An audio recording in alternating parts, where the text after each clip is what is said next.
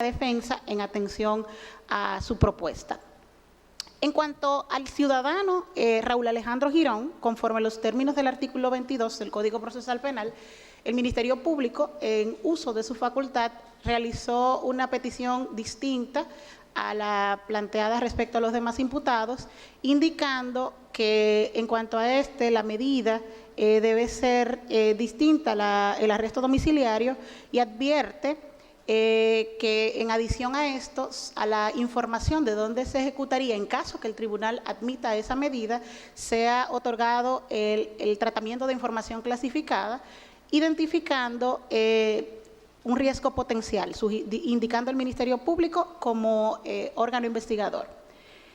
Examinada la configuración de presupuestos respecto a Raúl Alejandro Girón Jiménez, consistente de acuerdo a los motivos que expusimos, se advierte que en principio la tutela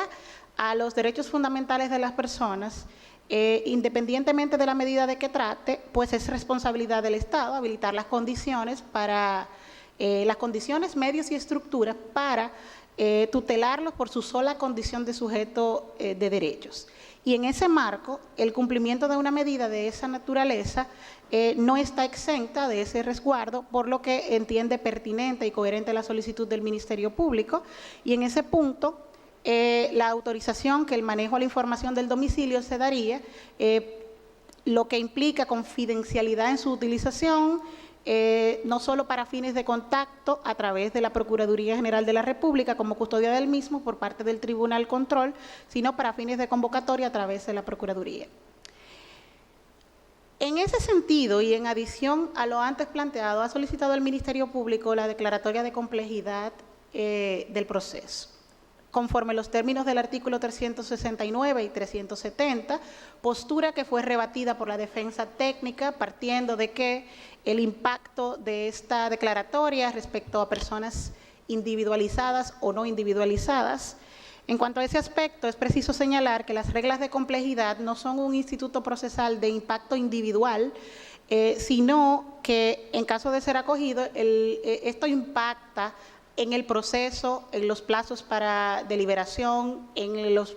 aspectos relativos a la investigación y en los plazos procesales que son inherentes a todas las partes. Al examen de esto se desprende, en principio, de cara a los requisitos establecidos por la ley, la configuración de todos los presupuestos para declarar complejo el proceso. En primer término, porque a la fecha existe pluralidad de personas identificadas o individualizadas, pluralidad de conductas descritas por el investigador, si bien se trata de una etiqueta provisional, a la fecha entrañan unos tipos penales que en el corpus normativo de derecho internacional se refieren a tipos de naturaleza estructurada, cuyo abordaje investigativo y el ejercicio probatorio inclusive resulta distinto a las conductas y a la tramitación cotidiana de otras conductas existentes. Tomando en consideración esto, el tribunal ha decidido lo siguiente: en cuanto a la forma, acoge como buena y válida la solicitud del Ministerio Público en cuanto a la instancia por cumplir con los parámetros establecidos por la ley. En cuanto al fondo,